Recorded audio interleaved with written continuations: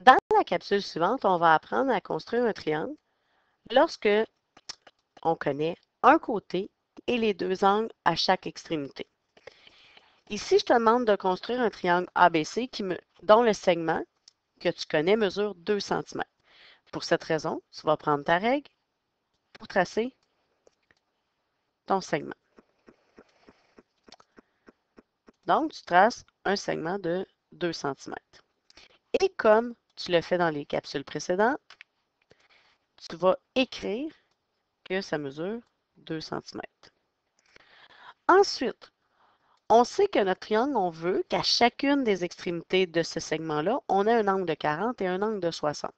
Donc, tu vas prendre ton rapporteur d'angle et tu vas venir mesurer à une extrémité un angle de 40 degrés. Donc, tu vas regarder, j'ai le 0 ici et je vais me rendre jusqu'à 40.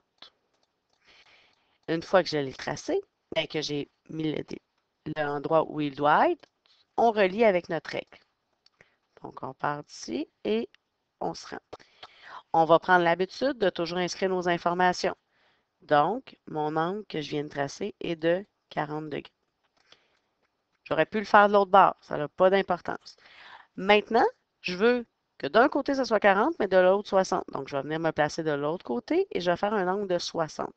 Et là, c'est important de faire attention parce qu'il faut que tu prennes le bon endroit. Comme mon angle, il va ouvrir comme ça, je vais partir du 0 ici et je vais me rendre jusqu'à 60. Et là, tu vas relier. Encore. Tu pars ici. Et tu vas aussi inscrire l'information.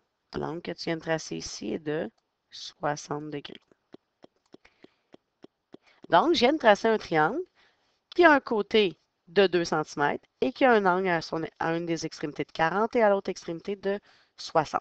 Ce que j'ai oublié sur les deux autres capsules avant, il faut que tu écrives les sommets.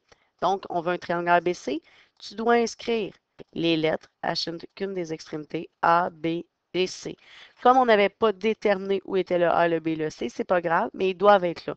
Comme tu dois les rajouter sur les deux constructions précédentes